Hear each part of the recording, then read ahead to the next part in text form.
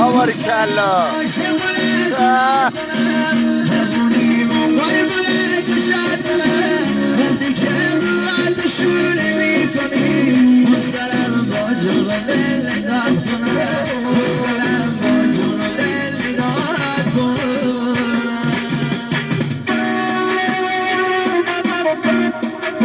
آواری کلا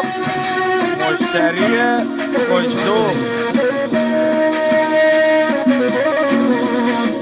این مشتری یه چیز زده